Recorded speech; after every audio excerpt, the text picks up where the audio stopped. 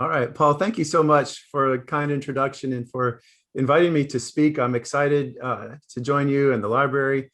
And thank you for those who have tuned in or those who will watch the recording later. As you mentioned, I'm here in Nashville, Tennessee, at the Vanderbilt University Athletic Department. But I grew up in DC and I have a lot of history on the East Coast. So it's fun to be speaking with a library in Virginia. And I thought I'd share a little bit about myself and my previous two books, and then really spend most of the time talking about this new book, Singled Out, which just came out last month. And as you mentioned, I'd be happy to answer any questions that anyone has. So I'm going to share my screen here.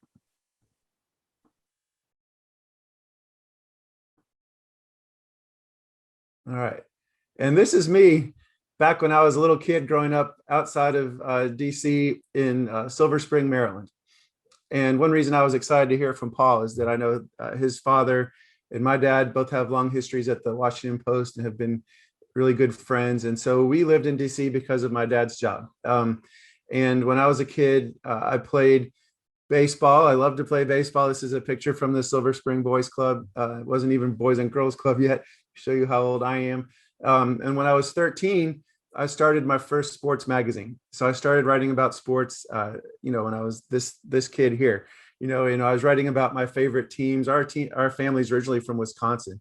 So I'm a Brewers fan and a Packers fan. And John Feinstein, great author, whom I'm sure a lot of you have heard of or read his books.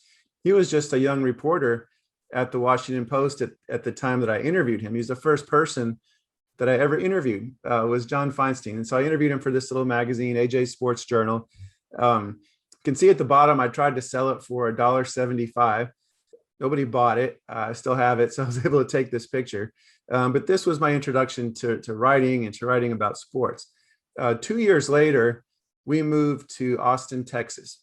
And I went to Austin High School, kept playing baseball there, kept writing about sports. I was sports editor of the high school paper. And one day there was a poster on the wall advertising a scholarship to Vanderbilt in Nashville. I'd never heard of this school before. I'd never been to Nashville before, but this was a full tuition scholarship and it was intended for high school sports writers. So I thought, wow, this is for me, and so I applied for the scholarship. A couple of weeks later, my mom showed up at my high school crying. I wasn't sure why she was there in the middle of the day, why she was there crying. And it turned out she was crying what my daughter now calls happy tears. Vanderbilt had called and said that I had won the scholarship. And so that's what made up my mind why I moved here to Nashville. In my sophomore year, was the fall of 1989. There was an article in the paper about a man named Perry Wallace.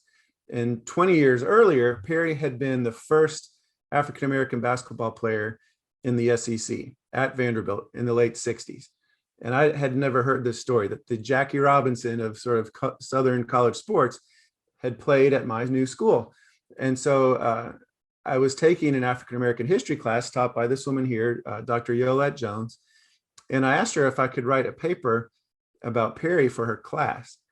And I was afraid really that she was going to say no. I thought she would say, well, we don't write about basketball in college. Writing about an athlete is not serious enough academics for this class or for this university. But thankfully she said yes. And so I, out of the blue, I called Perry. By then he was a law professor at the University of Baltimore. And I interviewed him that first night that I called him for 2 hours and wrote a paper about him. And I have this quote here from William Zinsser about sort of encouraging us to explore what we're really interested in. And even though you might be concerned that someone else will think your interest is stupid, nothing stupid really, if it matters to you, and you'll probably do a good job at it if you love the topic. And that was great advice for any student. And I'm glad that Dr. Jones had the same attitude that he had. And so I wrote this paper here just with a handwritten cover as a 19-year-old student at Vanderbilt for this history class. And it was the most interesting thing that I had ever worked on as a student, having a chance to interview Perry, such a brilliant man with such courage, who had been through such drama, really, that he was willing to share with me. And such a powerful story, it really stuck with me. And so I graduated from college.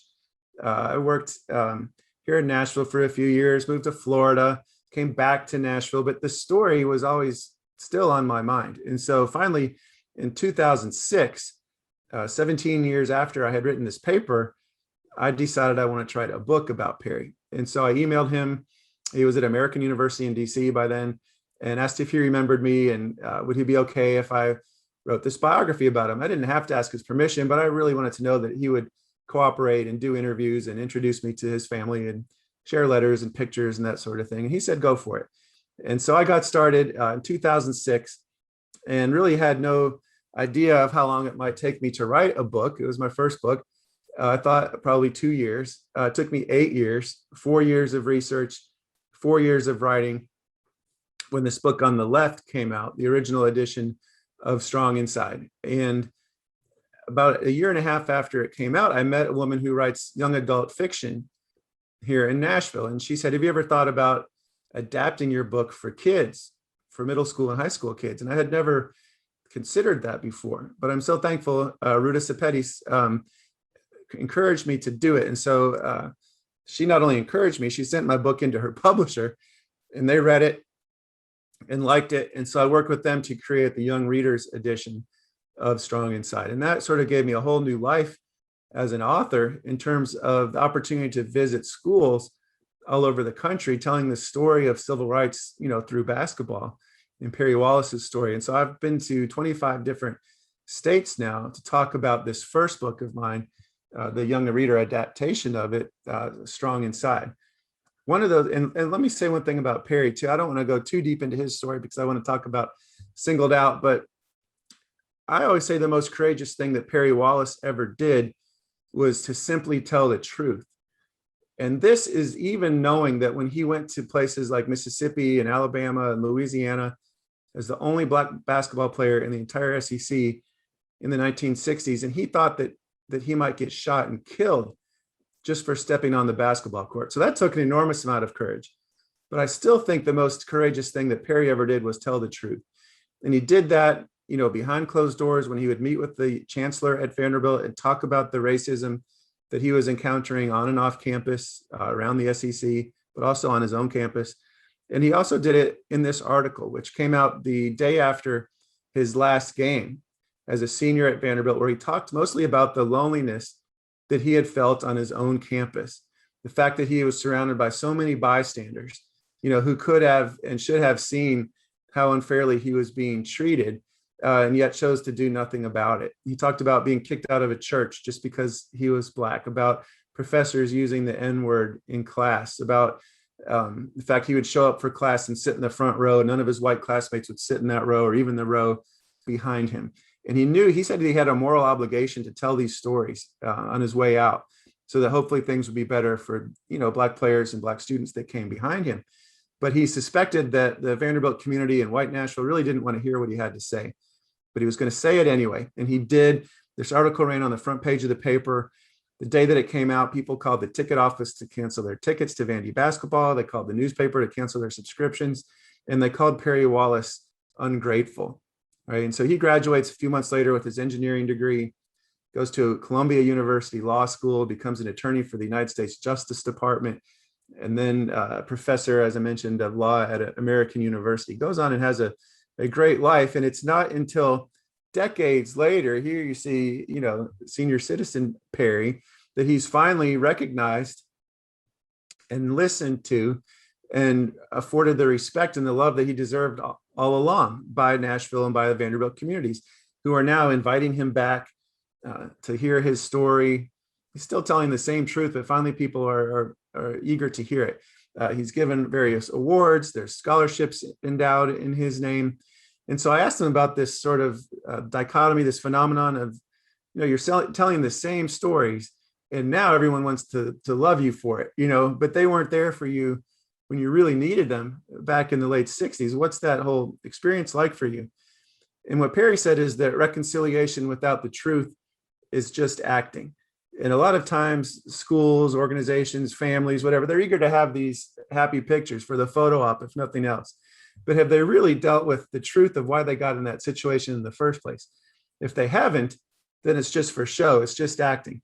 If the truth is present, then it can be a real healing opportunity. And so I felt really proud that he felt that because of the book, that the truth was present in these reconciliation moments with Vanderbilt, where they required freshmen to read Strong Inside for 2 years in a row.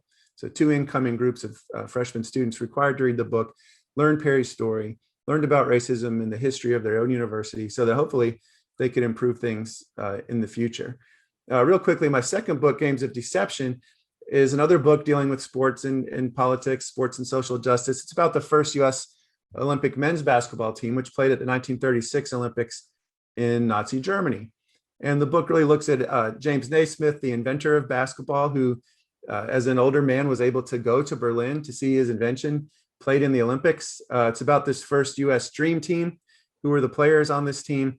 And it's about the state of the world at that time. What was it like to be an athlete in Berlin at these Olympics? What was the state of fascism and of Nazi Germany at that time? How was it similar and different to what was happening in the United States in terms of racism at that time?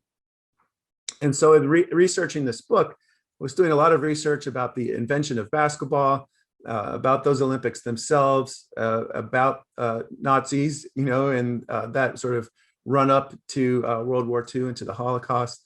And so, of course, I read a number of books by Elie Wiesel. And one of the things that he said is that he swore never to be silent whenever and wherever human beings endure suffering and humiliation. We must take sides. Neutrality helps the oppressor, never the victim. Silence encourages the tormentor, never the tormented. And so that is really what I hope will be a theme that runs through all of my books. And the reason I even write these books is to try to, everyone stands up for justice in some way, whether it's through politics or through protest or through their words or their actions. For me, it's trying to write these books especially for young readers, so that they can see injustice and then decide how are they going to act. Are they going to be those bystanders that said that Perry Wallace had made life so difficult for him? Are they going to be those bystanders that allowed what happened in Nazi Germany? Are they going to be those bystanders you'll see in a moment who made life so difficult and tragic for Glenn Burke? And so this is the new book. It just came out March 2nd. As Paul mentioned, a biography of Glenn Burke, who you see here, who was the first openly gay Major League Baseball player, played in the late 1970s for the Dodgers and the A's. He also invented the high five. I was really excited by this review that came out in Outsports.com, which is the leading LGBTQ sports website, where Ken Schultz, the reviewer, said that singled out as the first baseball biography he's read that tells the story of a player's life set against the narrative of the struggle for LGBTQ rights. It's also the first time he'd seen his favorite sport examined in a full-length biography alongside touchstones like Stonewall, the Anita Bryant backlash, and Harvey Milk. As a gay baseball fan, he said, seeing the intersection of these historic through lines was exhilarating. And that meant so much to me. In all of my books, what I'm trying to do is tell the character's story in the context of the place and the times in which they existed. And there really have not been, to my knowledge, any biographies of gay male athletes in American sports. There's been some autobiographies and memoirs, as told to types of books, but not a straight out biography. And so this was, whether it's young adult or adult, the first time that that's been done. And so I felt an enormous amount of pressure to try to get that context right. And this review, so it meant a lot. And so this is the environment that Glenn Burke was existing in as a minor league player in the Dodgers system. He had been born in the East Bay area of California, Oakland, Berkeley, right on the line there, drafted by the Dodgers, traveling to places like Utah and Waterbury, Connecticut as a minor leaguer.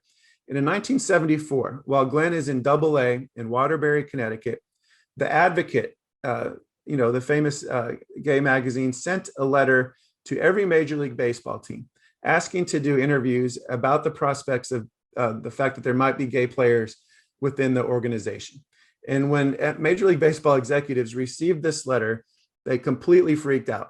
And the best example of this is the response that Tom Mee, the public relations director of the Minnesota Twins, sent back to the magazine. It wasn't like he just thought these things and kept it to himself. This is what he wrote back to the magazine. He said, "The cop-out, immoral lifestyle of the tragic misfits espoused by your publication has no place in organized athletics at any level. Your colossal gall in attempting to extend your perversion to an area of total manhood is just simply unthinkable." And this wasn't just Tom Mee's opinion. This was basically the opinion throughout all of professional sports and college sports. where the idea that there might be a gay player on the team in the locker room was really, it was unthinkable, right? Of course it was true, but the executives in these organizations thought it was unthinkable. If you ask the average American whether there might be gay players in professional sports or college sports, by their stereotypes, they would have felt like that it would be impossible to be athletic enough to be a gay pro athlete, right? Glenn Burke was the most athletic player on any team he ever played on. In high school, he was a phenomenal basketball player. He could touch the top of the backboard at only 6 feet tall. That's how high he could jump. He had 17-inch biceps. His high school basketball team went undefeated. I talked to Rupert Jones, who played many years in the major leagues. He said Glenn Burke was the most athletic person he's ever seen in his life in any sport. So this guy was a phenomenal athlete, but he knows and he can feel every day the homophobia within his sport. And he's wondering, how am I going to deal with this? I'm trying to make it to the major leagues, but if people learn my secret, they're going to hate me and I'll probably be run out of the game. Meanwhile, while he's traveling through spring training in Florida, Anita Bryant is also in Florida at this time, down in Miami, while Glenn's at Dodger Town, a little further up 95 in northern Florida, right? And she is leading an anti-gay rights campaign in Miami. And she's quoted in the paper as saying, "I would give my life if necessary to protect my children. I'm concerned with giving them the right food and clothes to wear. And if I let up on the spiritual and physical thing, what good is it? If they're exposed to homosexuality, I might as well feed them garbage. Homosexuality is an abomination to the Lord."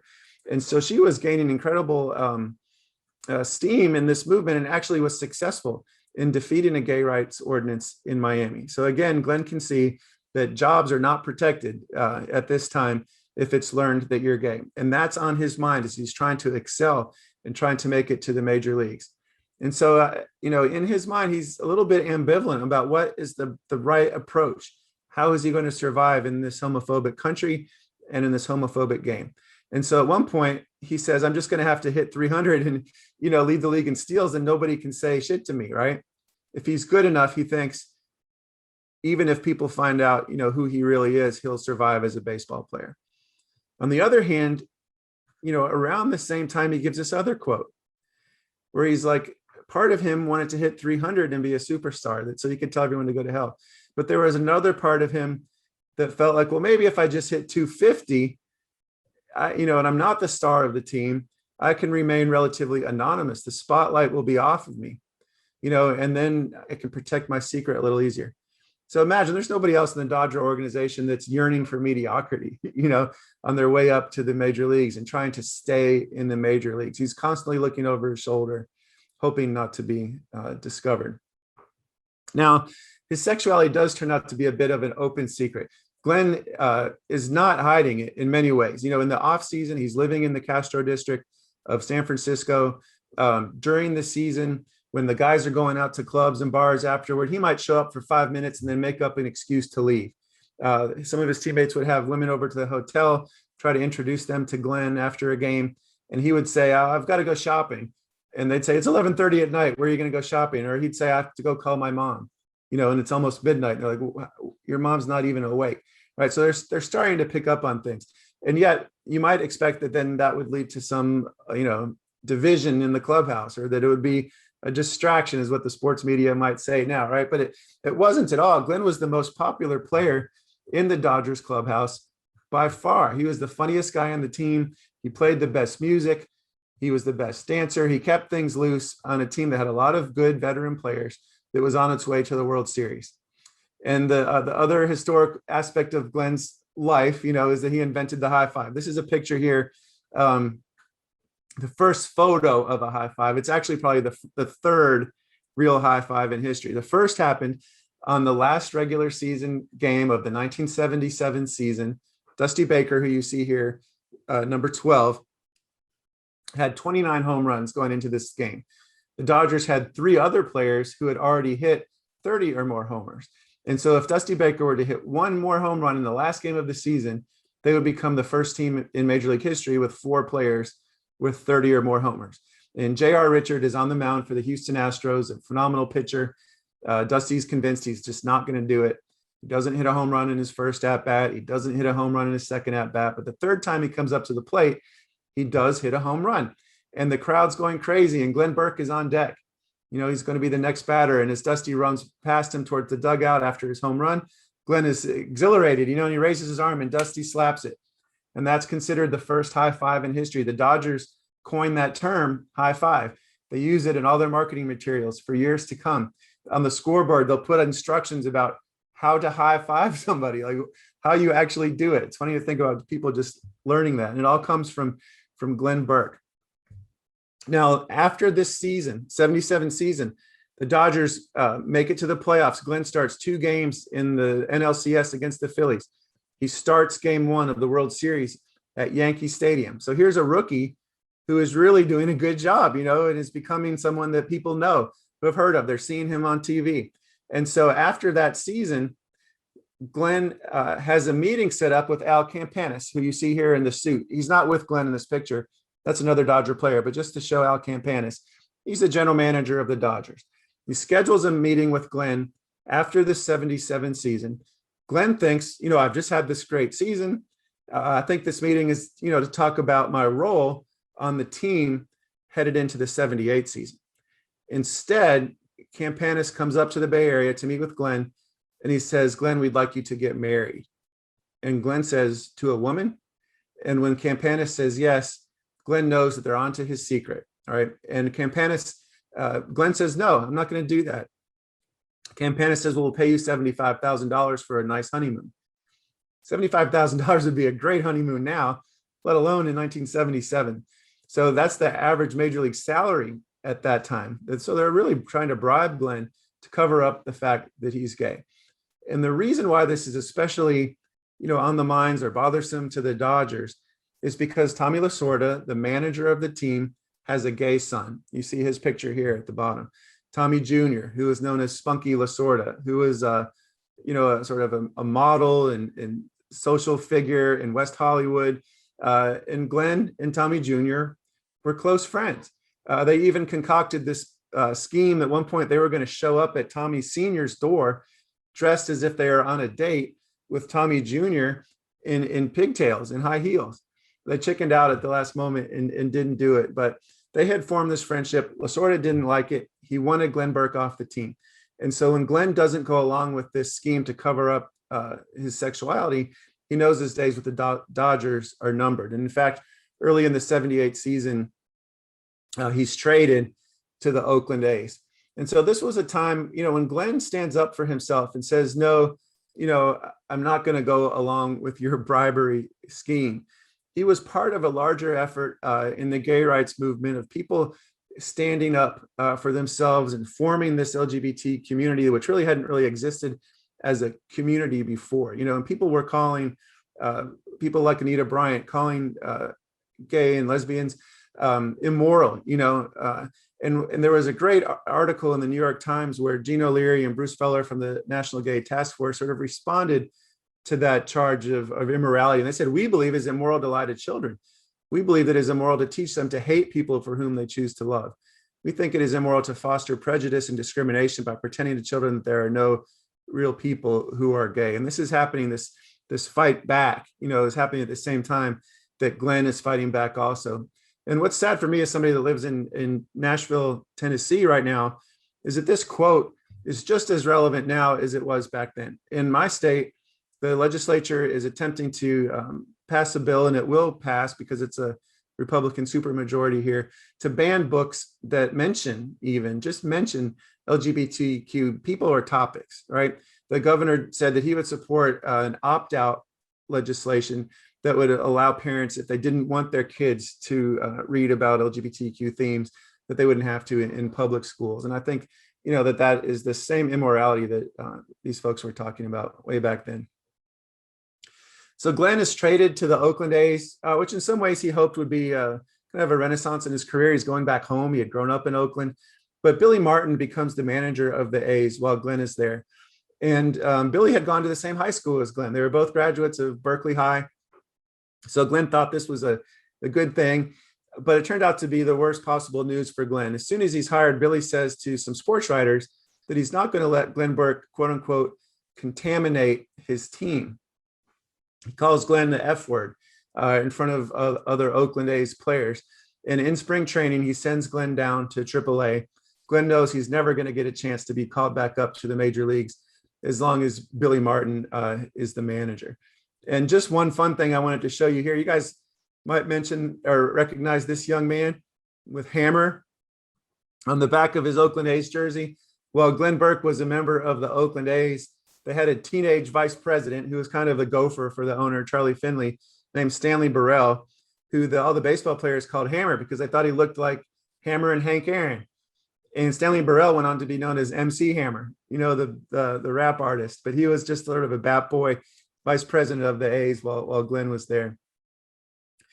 But Glenn has run out of baseball, first by Tommy Lasoda, who trades him from the Dodgers because of who he is. Then by Billy Martin, who demotes him and is going to keep him buried in the minor leagues because of who he is. So Glenn eventually, he quits. He says, why am I going to put up with this anymore? In the off season back in San Francisco, I can be who I am. I don't have to, exist in this homophobic environment any longer. And so he goes back to San Francisco, and he is kind of a celebrity there. As you might imagine, he had been the starting center fielder in the World Series. He's a star on the gay softball circuit in San Francisco. You see him here in the middle with his hand raised above his head. Imagine the starting center fielder for the Dodgers joining your softball team. And so his teams win multiple gay World Series titles. They have what are known as the gay games, which are kind of like a gay Olympics. And he wins medals in the track and field events, in basketball and softball. And so finally, he's beginning to enjoy life. But he does give baseball one last shot. So this is 1982, 2 years after his last game. He comes out to the world. There's an article in Inside Sports Magazine, and he goes on the Today Show with Bryant Gumbel. And this is, his open secret had existed while he was in the major leagues. He had never had a press conference, really come out to the world until this is a picture when he's on the Today Show set with Bryant Gumbel. And one of the reasons that he gave this interview and decided to come out was to prove to people in the world of baseball that he hadn't been demoted to the minor leagues, traded by the Dodgers, essentially forced to quit the game because he wasn't good enough as a player. It was because of who he was. And so he felt like if he just got that out in the open, if everybody realized, that he was gay, but he was, such a talented athlete, that he might get another shot to play Major League Baseball, that a team might take a chance on him. Unfortunately for Glenn, he did this live interview on Today's Show, and there was hardly any reaction to it at all. He didn't get any calls from any teams, didn't even create any sort of controversy. It sort of just fell flat, which is surprising until you remember that in 1982, if the national media was going to cover a story coming out of San Francisco dealing with gay men, it was about AIDS. So Glenn's brief period of happiness where, he's a star in the Castro, never has to buy a drink at any bar that he goes to, is winning all of these softball championships. It comes to a screeching and tragic halt with the arrival of HIV and AIDS in San Francisco. His teammates, his friend who gave me this picture said that pretty much everybody in this picture eventually died of AIDS. Glenn is even hit by a car. He's walking across the street in the Castro and is struck by a car, sent flying 70 feet in the air. His legs are broken. And so at that point, he loses his identity as an athlete. And his life really turns tragic from there. He has periods where in San Quentin, famous penitentiary, he's living long periods homeless on the streets of San Francisco. He becomes addicted to crack. And eventually he does contract HIV and AIDS. And this is a picture of him in his sister Lutha's house just weeks before he passes away.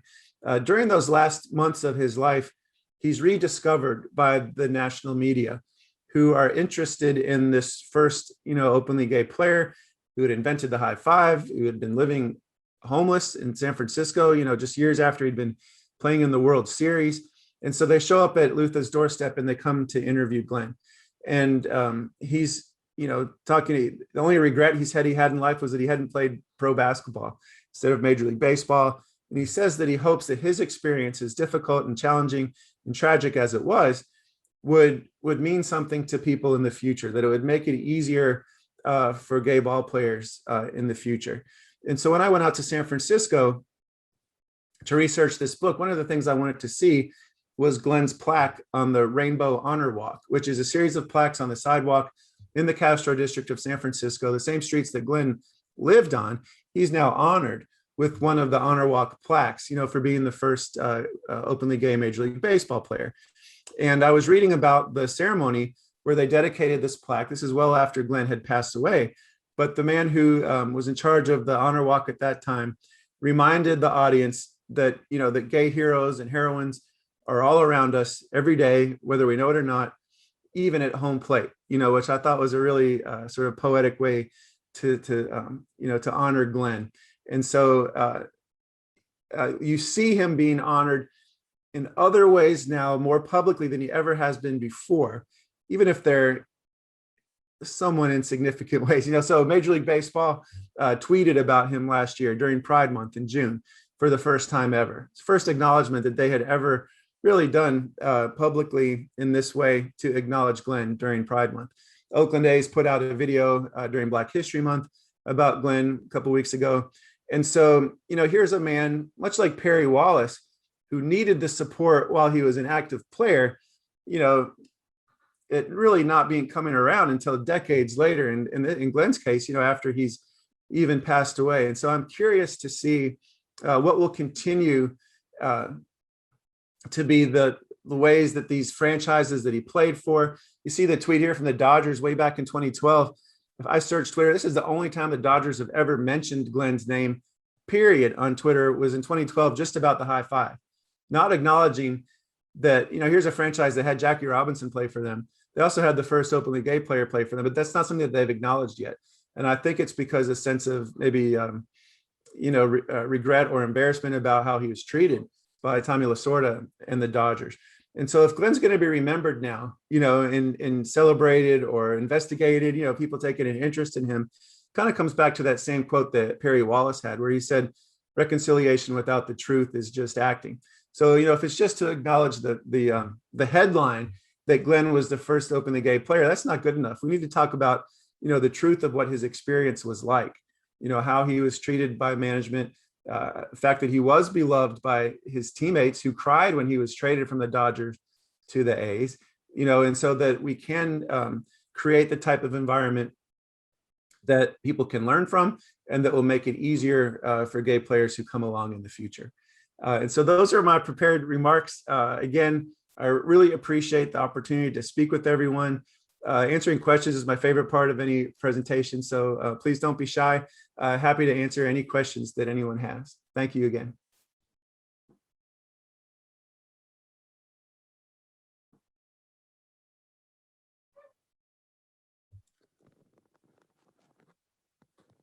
Hey, all right, let's see. Thanks, Paul. One thing. Not a problem. All right. So I have, I guess one question someone has is, you talked a little bit about it, but what about kind of your overall philosophy in writing? But I get the person had a question of what drew you specifically to this story, or how did you exactly find out about Glenn Burke and what drew you to writing about him specifically? Yeah, so after I finished writing Games of Deception in the period before it came out, but I was done writing it, I wanted to get started immediately on writing another book. And I was talking to my agent, my literary agent, Alex Shane, and, about the fact that writing books that are sports, nonfiction, history with a social message is what I wanted to continue to do. And so we were batting around ideas, and Alex, a baseball fan, a good sports fan, and he threw Glenn Burke's name out there. And my mind immediately flashed back to Glenn's 1978 baseball card. I was born in 1970. So those mid to late 70s is when I first started collecting baseball cards. I remembered having Glenn's card and thinking about the fact that I could write about the first openly gay player in the context of the 1970s and the gay rights movement and the backlash to that movement. In that conversation, I didn't take any convincing, I was just thinking about that in my head. And I realized, yeah, that would be a really interesting book to write. I love baseball. It's my favorite sport.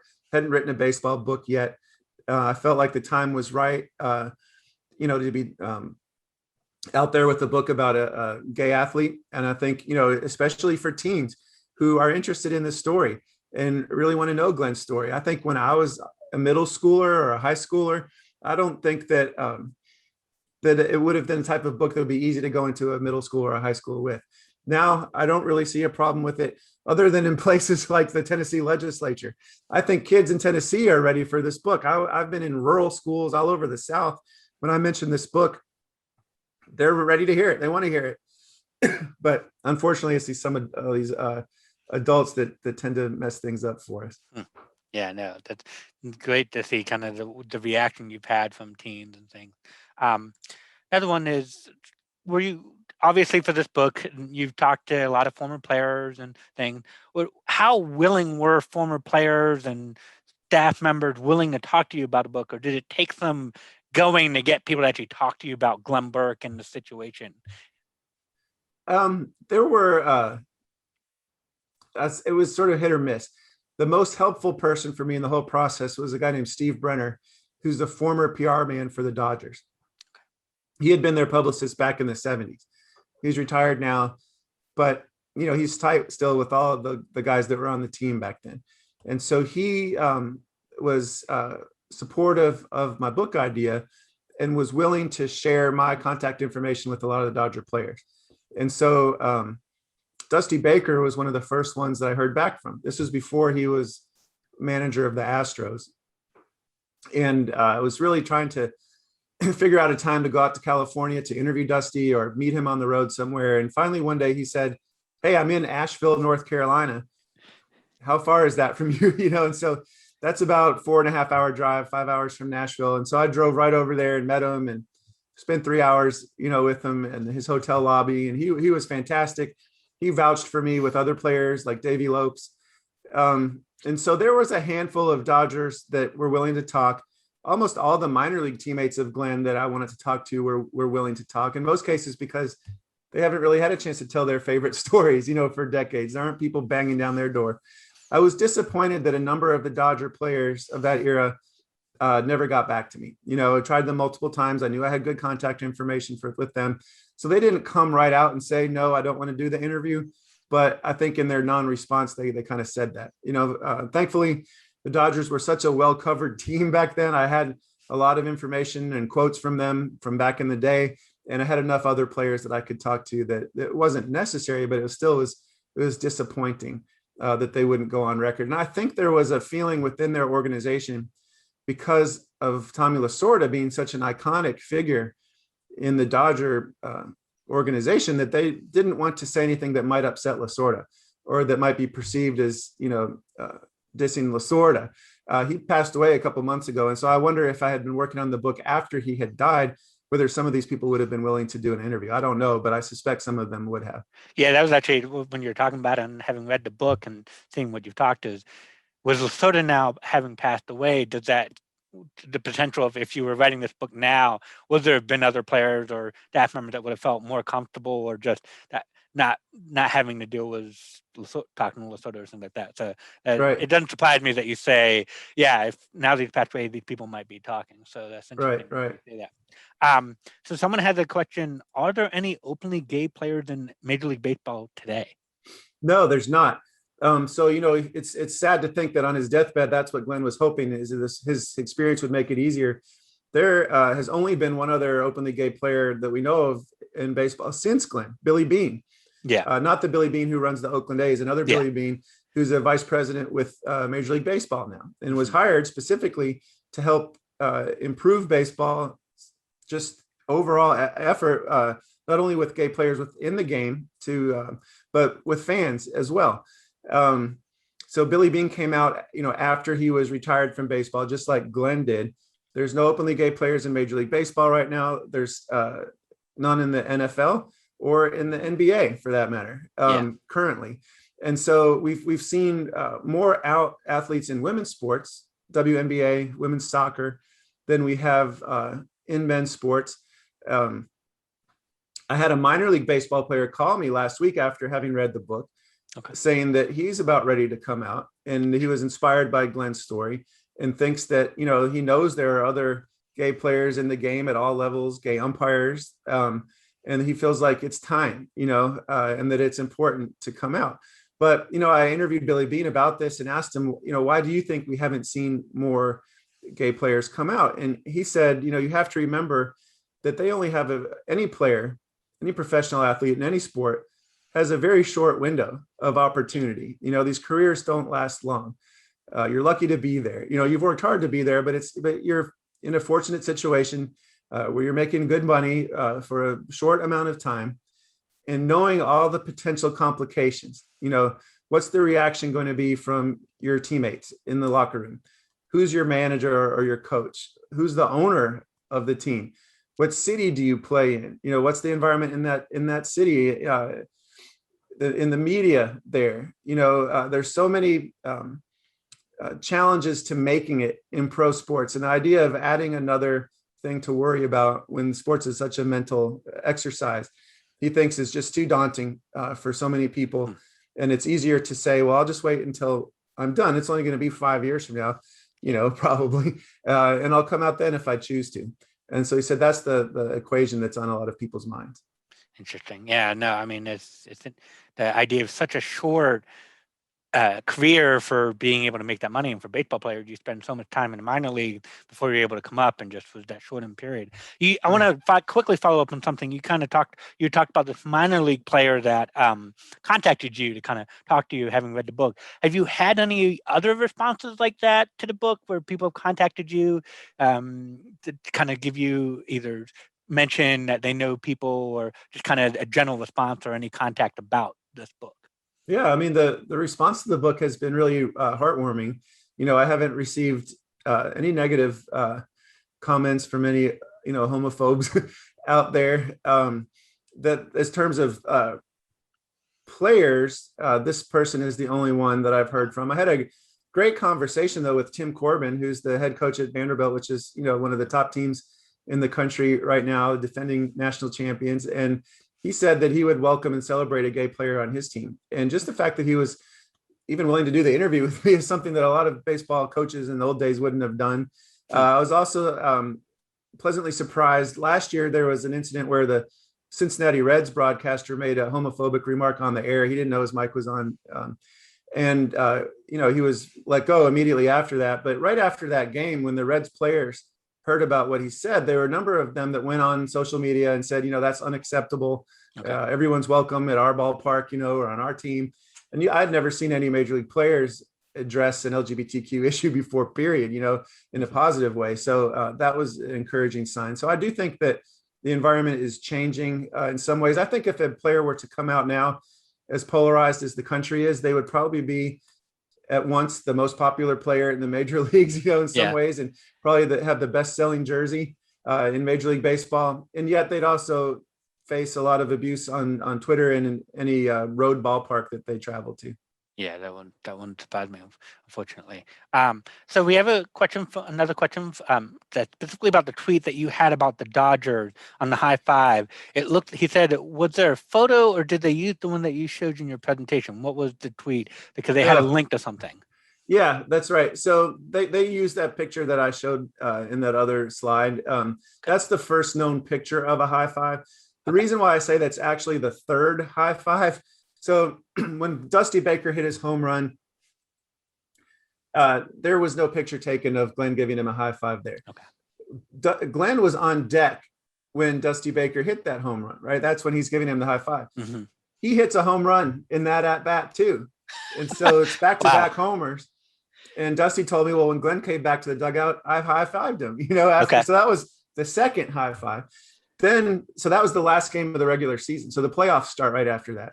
In the picture that I showed, you can see the red, white, and blue bunting that would be in a stadium for a big playoff game. Mm-hmm. You can also notice that Glenn is wearing a baseball cap backwards. Mm-hmm. He's not wearing a batting helmet like he would be wearing if he was on deck. He's also wearing a jacket, which he wouldn't be wearing if he was on deck. Yeah. It's not even his jacket. There's a video of that scene. It's Davey Lopes' jacket. He just happened to be borrowing a teammate's jacket. And so Dusty Baker had just hit a grand slam in this playoff game against the Phillies. And this picture ran in the LA Times the next morning. And so that's actually the third high five, but it's the first photo of one.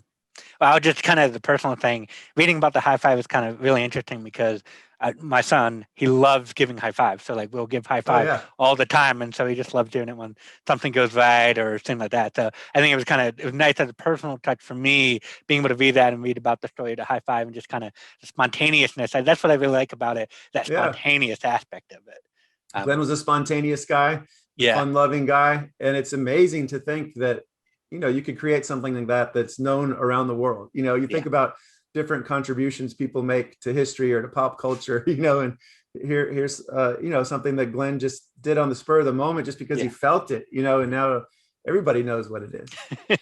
That's great. So another question. You talked a little bit about how the Dodgers reacted to him being traded and the issue that his teammates were fairly close to him. What was like throughout his career? So how was he treated or welcomed or rejected by his teammates in the minor leagues? And then you obviously, like I say, the Dodgers, but then also with the A's. Was it the same where everybody really liked him, or was there Yeah. other issues with It was players? harder for him with the A's because these players hadn't come up through the minor leagues with him. When he was a minor leaguer in the Dodger system, again, he was really popular. One of his teammates said when we showed up for a game, we weren't just the Dodgers team, we were Glenn Burke's team. He was that kind of leader. Wow. And everybody always looked up to Glenn. One hand, he was really funny and he kept things loose, but on the other hand, he also had a quick temper. And so guys were a little intimidated by him too. He wouldn't hesitate to fight a teammate who stole his beer out of his bag. That happened in one game. If there was going to be a brawl, if there was bad blood between two minor league teams, Glenn would be the first guy out there ready for the fight. And some of that was an act. Some of it was to show this bravado to cover up who he really was. He also would imitate all the popular Black comedians of the day. And there was a comedian named Rudy Ray Moore who had a character he played.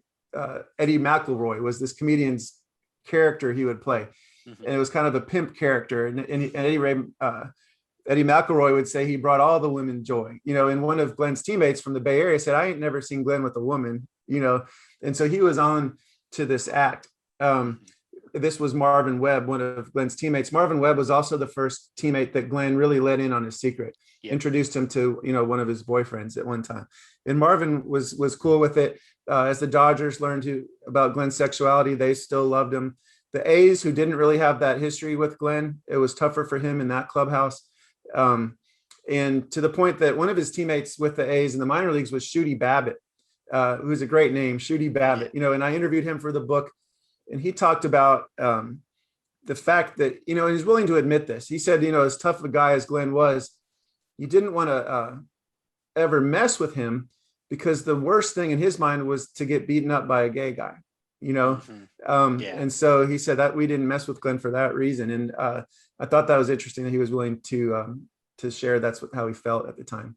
Yeah, no, it's kind of that he's able to open about that and talk about that. Now, the personal question, kind of going off what you talked about a little bit with that temper side. And one thing that really struck me from the book is, I believe it was with Montreal when they were in the minor leagues and that brawl that he essentially started. I don't know if the people watching have read the book or not, but can you talk a little bit about that brawl? Because I think someone at one point said it is the worst baseball brawl they've ever seen. Yeah, when I was interviewing Glenn's minor league teammates, I'd get towards the end of the interview and they would always say, have you heard about the fight? Have you heard about the brawl?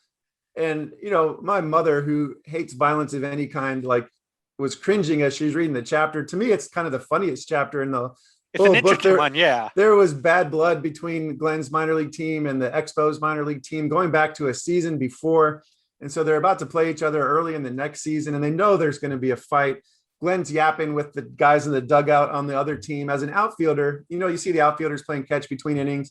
They're supposed to throw the ball into their own dugout to start the inning. He rifles it into the other team's dugout, sends them flying. Yep. On his way back to his own dugout, he stops on the pitcher's mound and he's yelling at the Expos minor leaguers, like, come out and get me if you want some. So they take him up on it. The whole team comes out of the dugout.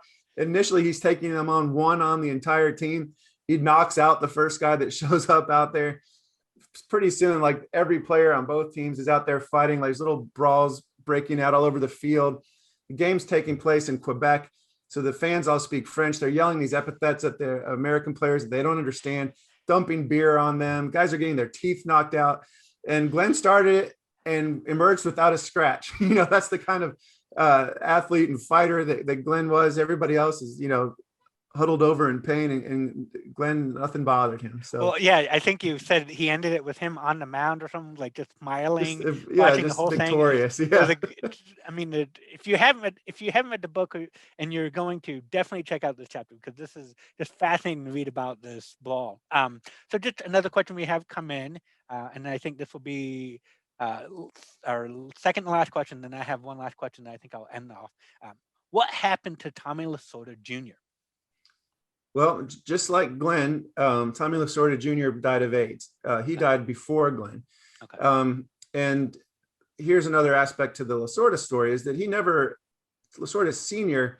never publicly acknowledged that his son was gay at all, and never acknowledged that his son died of AIDS, even though that's on the death certificate. He would say, oh, he just died of pneumonia, and would chastise anyone who ever asked him about it.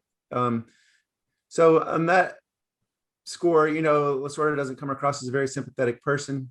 On the other hand, he did maintain a relationship with his son for his son's entire life. They would go out to dinner every Sunday when the Dodgers were in town.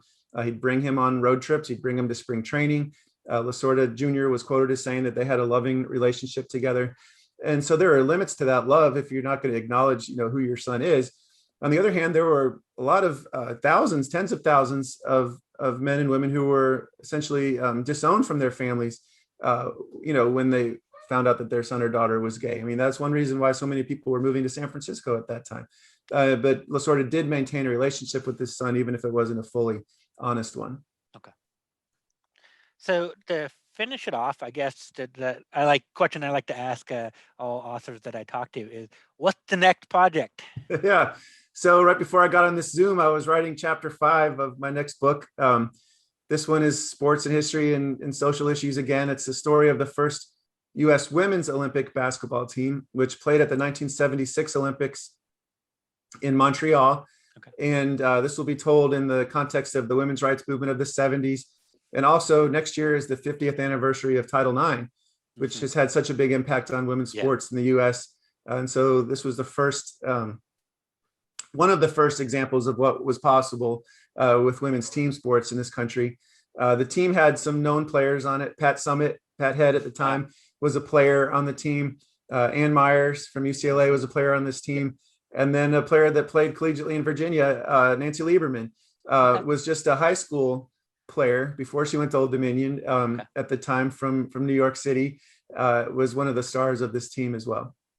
Cool. Well, I'm sure we're all looking forward to that, and I know I am. So that's great, and good luck with the chapters. And you had said beforehand that it's due in the fall, so it looks like it'll be coming out next year. So we should keep an eye out for that. That's right. No, seeing the time and everything, we're going to end it here. I do want to say thank you so much, Andrew, for taking the time to talk to us. It was a great presentation and wonderful kind of conversation between you and I and the audience. So really thank you a lot. And again, for everybody here, if you are interested in the book, it's Singled Out, The True Story of Glenn Burke. It is available to check out from MRL, but you can also buy a copy at your local Barnes & Noble here in Harrisonburg or online. So thanks again, Andrew, and thanks for talking with us. All right. Thanks so much, Paul. Really appreciate it.